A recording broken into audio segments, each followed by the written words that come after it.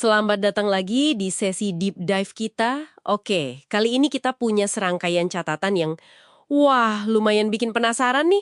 Ada cerita soal remaja, namanya Adol, yang hilang ingatan. Iya. Dan dia ini kayaknya terlibat sama satu kelompok misterius gitu ya. Dipimpin gurunya sendiri lagi. Betul, terus ada detektif yang nyelidikin, ada ritual kebangkitan mayat yang kedengarannya ngeri banget.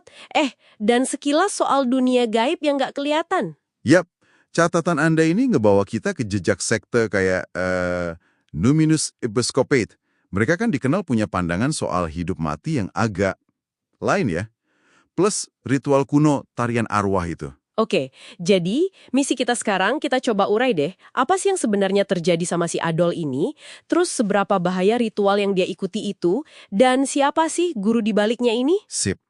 Kita mulai dari Adol dulu kalau gitu. Boleh.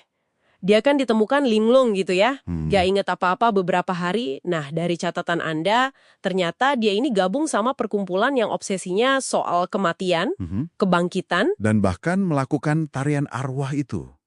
Ritual yang katanya buat kontak sama dunia roh. Yang unik nih, di catatan disebut dia merasa takut tapi sekaligus gembira.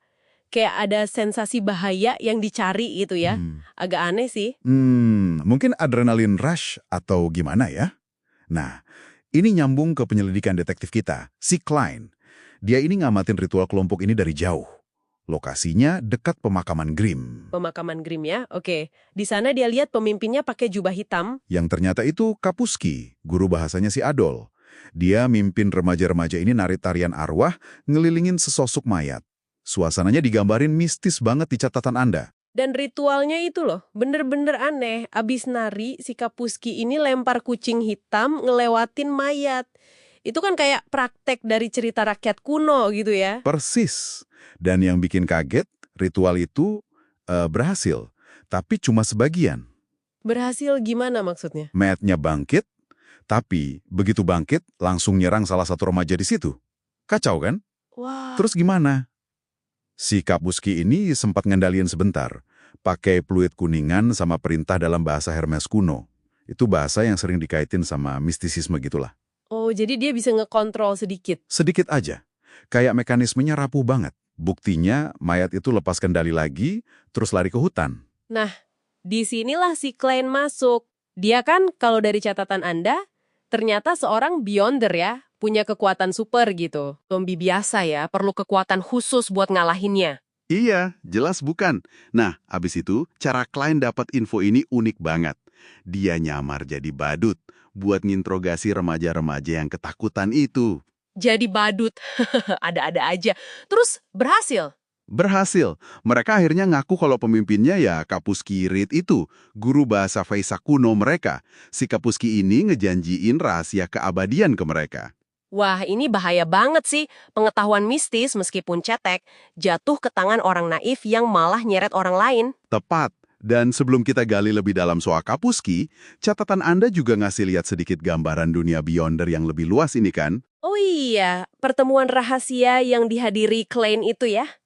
Ada jual beli bahan mistis langka kayak kristal sumsum Spring of the Elves. Petunjuk formula ramuan, bahkan ada yang minta tolong nyelamatin Beyonder lain yang ditangkap otoritas, semacam polisi gaib gitu, namanya Mandated Punisher. Jadi emang ada tatanan sama pasar gelapnya sendiri ya di dunia tersembunyi ini. Oke. Betul. Nah, balik lagi ke Kapuski. Pas Klein samperin dia pakai ilusi biar nggak ketahuan, baru deh kebongkar kalau Kapuski ini bener-bener, ya pemula banget lah. Pemula gimana maksudnya?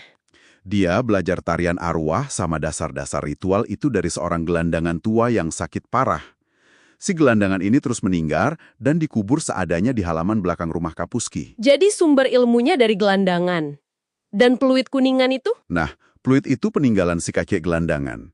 Itu yang jadi fokusnya Kapuski.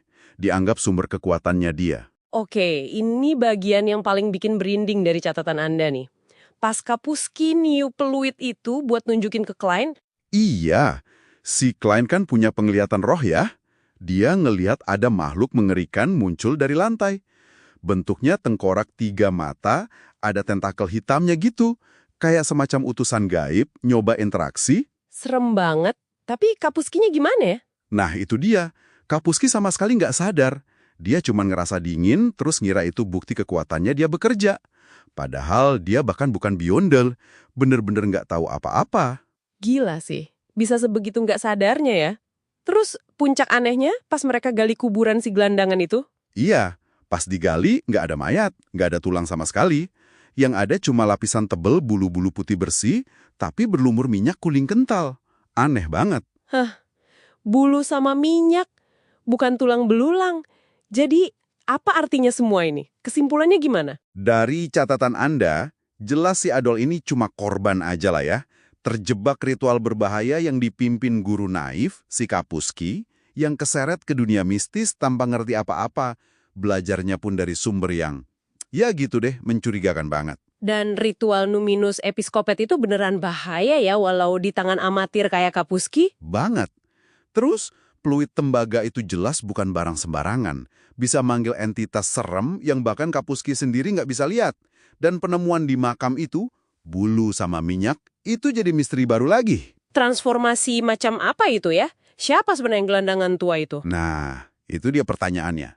Ini membuka kemungkinan soal jalur Beyonder aneh yang mungkin terkait sama si gelandangan itu. Oke, jadi ini pertanyaan buat Anda renungkan di rumah nih. Setelah deep dive kita, transformasi jadi bulu dan minyak itu, apa artinya? Ada hubungannya sama makhluk yang dipanggil fluid tadi. Dan bahaya apa lagi ya yang mungkin dilepasin sama si Kapuski tiap kali dia new fluid itu tanpa sadar? Banyak banget yang belum terjawab ya.